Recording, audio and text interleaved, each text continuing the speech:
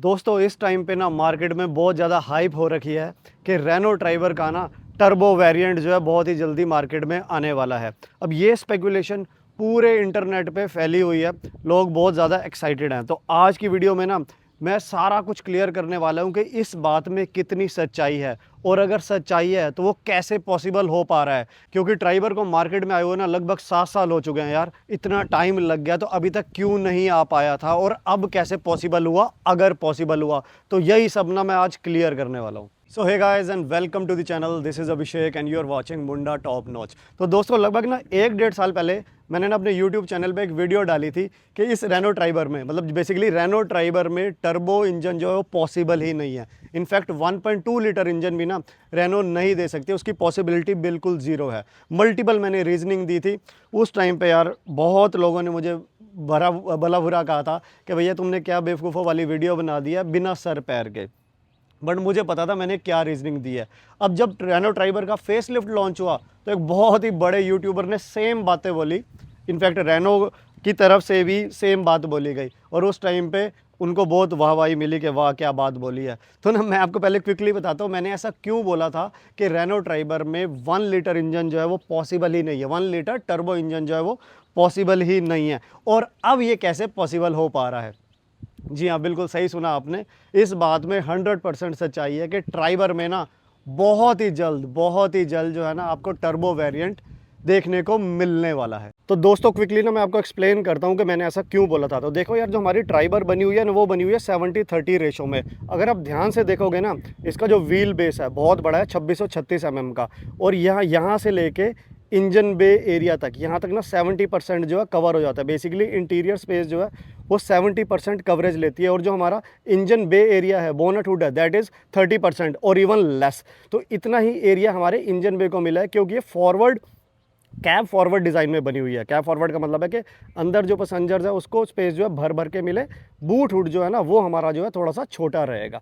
और यही बात अगर हम इसके इंजन बे एरिया की करें तो अब यहाँ देखो कितना ही कम स्पेस है हमारा इससे लेके यहाँ तक। तो इस इतने छोटे स्पेस में एक टर्बो यूनिट देना पॉसिबल ही नहीं है। अभी जो है नेचुरली एस्पिरेटेड इंजन है, टर्बो के लिए आपको टर्बो चार्जर यूनिट लगेगी, इंटरकूलर लगेगा, मल्टीपल कंपोनेंट्स चेंज होते हैं। तो इस स्पेस में वो पॉसिबिलिटी है ही नहीं, चाहे कुछ भी करो, क्योंकि अगर आप डाल भी दोगे ना तो आपकी सेफ्टी इंपैक्ट हो जाएगी, 4 स्टार रेटिंग जो है ना वो ख़त्म हो जाएगी। और ये स्पेसिंग आप देख रहे हो यहाँ से लेके यहाँ तक, ये नेसेसरी होता है देना।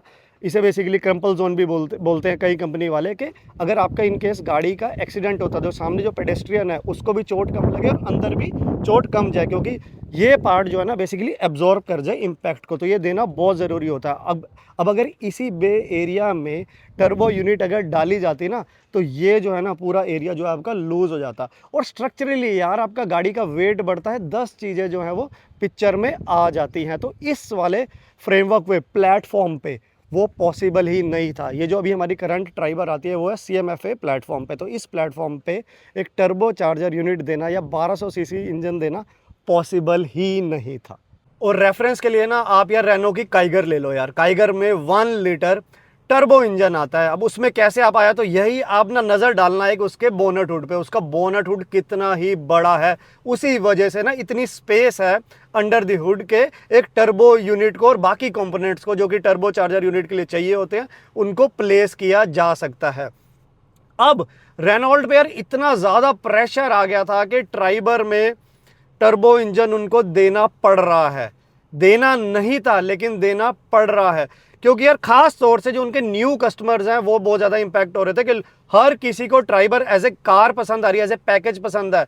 बस वहाँ जाके वो डिसीजन मेकिंग में रुक जाते हैं कि भैया इसका इंजन छोटा है, एटलीस्ट इसमें टर्बो होना चाहिए था। हाँ, और ये बात मैं इसलिए कर रहा हूँ कि नए कस्टमर्स, क्योंकि जिन्होंने ऑलरेडी ऑन कर लिया उनको पता है कि इतनी बड़ी प्रॉब्लम नहीं है अगर उनके पास मैनुअल वर्जन है। सिंपल सा एग्जाम्पल देखो यार, इस टाइम पे इतनी ज़्यादा जो है टैक्सी में चल रही है ट्राइबर, खासतौर से आप उत्तराखंड साइड में जाओगे, हल्द्वानी वाली साइड जाओगे, आप देखोगे इतनी ज़्यादा टैक्सी पे चल रही है। मैं NCR में रहता हूँ तो यहाँ भी दिखने लग गई है। वही एक बहुत बड़ा कहते हैं ना सबूत है या प्रूफ है कि यार गाड़ी जो है ना रिलायबल है और अंडर पावर्ड बहुत ज़्यादा नहीं है, इंजन अच्छा परफॉर्म करता है। क्योंकि यार जो टैक्सी ड्राइवर्स भाई होते हैं हमेशा उनको एक रिलायबल गाड़ी चाहिए होती है कि जो इंजन अच्छा परफॉर्म करे, मेंटेनेंस कम हो, मतलब तामझाम उसमें इतना हो, खर्चा जो है कम मांगती हो। और इस अब जैसे जैसे इस गाड़ी का पता चलता जा रहा है तो अब देखो कैब में भी ये आती जा रही है। बट मैं दोबारा ये बात बोल रहा हूँ कि जो नए कस्टमर है ना यार, वो बहुत ज़्यादा, मतलब आप कहीं पे भी देखोगे, इनफैक्ट फेस लिफ्ट भी लॉन्च हुई थी ना, तो इतने सारे आर्टिकल्स आए सोशल मीडिया पर, वहाँ पर कमेंट्स में सिर्फ एक ही दिखता था, गाड़ी बहुत बढ़िया है बट अगर टर्बो आ जाएगा तो मैं इसको ले लूँगा। तो बस वही रीज़न की वजह से ना रेनो पे बहुत ज़्यादा प्रेशर बन गया। ये था पॉइंट नंबर 1। पॉइंट नंबर 2 दूसरा था यार सीएनजी। अब रेनो ने ट्राइबर में सीएनजी तो दे दिया है, जो आफ्टर मार्केट फिट करा के कंपनी ही देती है बेसिकली। लेकिन अब क्योंकि ऑलरेडी पहला पेन पॉइंट इतना बड़ा है कि इंजन छोटा है, टर्बो नहीं है, पावर कम है, और उसमें वो सीएनजी दे रहे हैं तो पावर लॉस होता है सीएनजी में, तो लोग जो है ना उसको भी बहुत ज़्यादा नहीं खरीद रहे हैं। तो यहाँ पर भी उनकी मार्केट स्ट्रेटेजी जो है ना वो हो गई फेल। और तीसरा जो एएमटी है वो बहुत ज़्यादा लैगी है। एक तो पावर कम का लोगों को वो है, और एएमटी बहुत ज़्यादा लैगी है, मैंने खुद चला रखी है, इट्स अ लैगी, मतलब इनिशियल लैग तो उसमें बहुत ही ज़्यादा है। तो इन 3 चीज़ों को ना अब सॉल्व करना रेनो के लिए मजबूरी हो गई है, अगर उनको मार्केट में टिके रहना है ट्राइबर को लेके। तो अब आप बोलोगे कि अभी तो मैं बोल रहा था कि इस ट्राइबर में टर्बो इंजन पॉसिबल ही नहीं है क्योंकि उसका इंजन बे एरिया बहुत छोटा है, तो ये कैसे हो पा रहा है, रेनो कैसे कर पा रही है? बस यहीं पे सारी गेम हुई है। ये करने के लिए ना यार रेनो को अपना ट्राइबर का पूरा प्लेटफॉर्म ही चेंज करना पड़ रहा है, जो कि बहुत अच्छी बात है यार। अब काफ़ी टाइम हो गया था, ये एक कहते हैं ना मच नीडेड जो है, बहुत ही वेलकम चेंज हो रहा है। अब देखो यार करंट प्लेटफॉर्म जो है वो CMFA जो है ऑलरेडी जो है 4 स्टार रेटिंग पे है, सेफ्टी रेटिंग उसको मिली हुई है। अब रेनो को ये टर्बो इंजन लाने के लिए एक नए प्लेटफॉर्म पे जा रही है जिसका नाम है RGEP। और ये CMFA जो प्लेटफॉर्म है, CMFA उसका जो बहुत ज़्यादा हाईली अपग्रेडेड वर्जन है, मतलब बहुत ज़्यादा उसमें चेंजेस किए गए हैं टू इंश्योर के जो स्ट्रक्चरल इंटीग्रिटी है कार की वो इंटैक्ट रहे। फ्यूचर जो है क्या कहते हैं फ्यूल वर्जन, जैसे अभी आइस में तो सपोर्ट करेगा, आने वाले टाइम में ईवी की पॉसिबिलिटी भी है, सीएनजी की पॉसिबिलिटी भी है, उस पर भी मैं बात करने वाला हूँ। साथ साथ सेफ्टी रेटिंग को भी हमें इंटैक्ट रखना है। तो इनको जो है पूरा जो है ना हमारा प्लेटफॉर्म जो है ट्राइबर का वो चेंज करना पड़ रहा है। अब इसके चलते क्या क्या चेंजेस होने वाले हैं, जो मुझे लगता है, देखो मैं बहुत ज़्यादा ऑटोमोबाइल इंजीनियरिंग का पर्सन नहीं हूं, लेकिन जो मुझे क्या लगता है कि इसके लिए क्या क्या चेंजेस हो गए, क्विकली मैं बात करता हूं उसके बारे में। अब इस नए प्लेटफॉर्म से ना रेनो ने तीनों पेन पॉइंट जो है वो सॉल्व कर डाले हैं, पावर का, एएमटी में लैग का और सीएनजी का। क्विकली बात करते हैं कैसे। पावर का तो यार देखो जैसे ही टर्बो इंजन आ जाएगा, और हाँ टर्बो जो है वो सेम आएगा जो काइगर में आता है, HR10 इंजन जो है 3 सिलेंडर टर्बो चार्ज यूनिट जो है वो सेम इंजन जो है हमारी आपको ट्राइबर में देखने को मिलने वाला है। तो इससे आपका पावर का इशू सॉल्व हो गया। दूसरा बात करते हैं सीएनजी। तो इस नए प्लेटफॉर्म के साथ ना रेनो जो है ट्राइबर में डुअल सिलेंडर सीएनजी ऑप्शन के साथ भी आ रही है, और दोनों सिलेंडर होंगे अंडर बॉडी। जैसे आपने देखा होगा मारुति के विक्टोरिस में भी आता है अंडर बॉडी है, तो उस अंडर बॉडी होंगे, उससे फ़ायदा क्या होगा कि जो आपका जो थर्ड रो है वो इंटैक्ट रहेगा, उसका स्पेस कम नहीं किया जाएगा, और जितना बूट अभी मिलता है वो उतना आपको देखने को मिलने वाला है।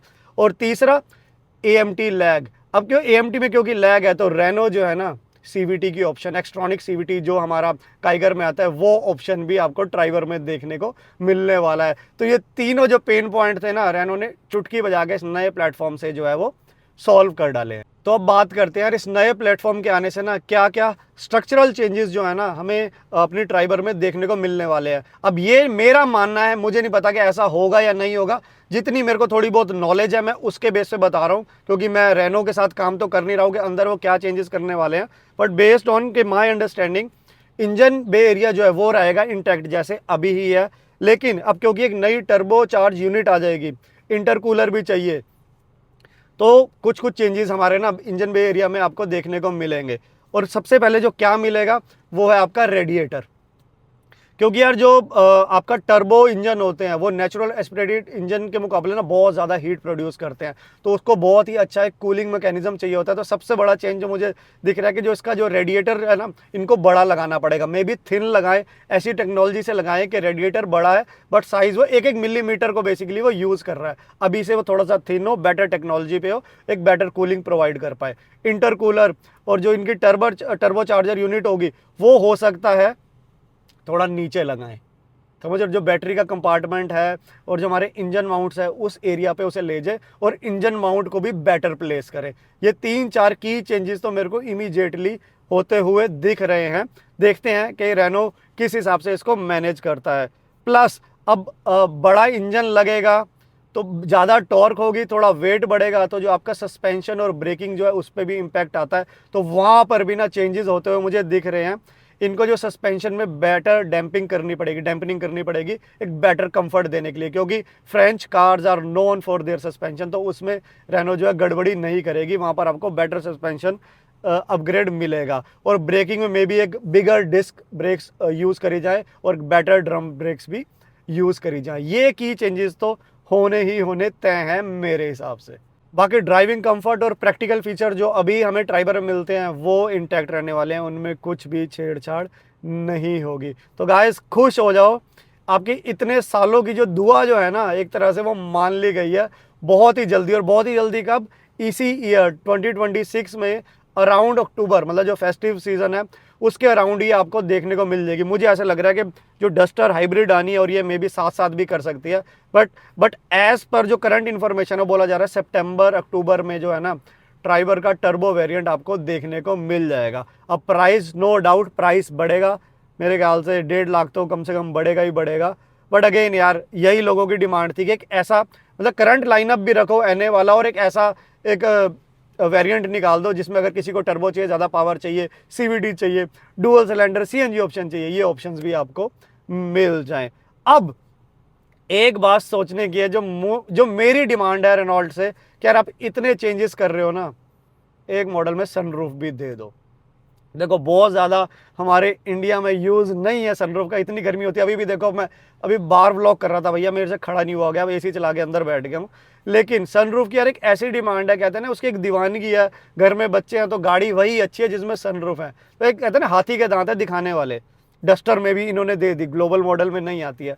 तो ना मुझे ऐसा लग रहा है, पता नहीं क्यों, ये कहता है ना बैक ऑफ माई माइंड मुझे ऐसा लग रहा है कि रेनो जो है ना यहाँ पर एक सरप्राइज ना दे दे के सनरूफ भी दे के। अब देखते हैं ऐसा होता है या नहीं होता है। चलो अब बात करते हैं कि करंट वाली जो ट्राइबर फेसलिफ्ट है वो ले ले या वेट करें अक्टूबर तक का। देखो मेरे हिसाब से अगर आपके पास रूम है 3-4 महीने वेट करने का तो आपको वेट कर लेना चाहिए।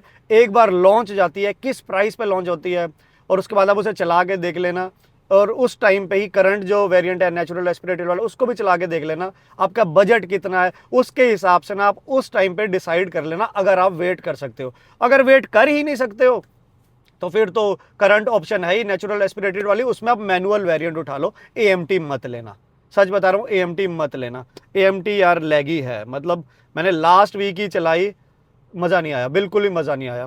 तो और अगर आप वेट कर सकते हो तो वेट कर लो यार, it will be worth a wait. तो दोस्तों यही था आज की वीडियो में। यार इतना ज़्यादा ना स्पेकुलेशन हो गई थी सोशल मीडिया पे, र्यूमर्स भी आ रहे थे, तो मुझे लगा कि अब राइट टाइम है कि आप लोगों को बता दूं कि व्हाट आर यू एक्सपेक्टिंग, के क्या होने वाला है और क्या हो सकता है।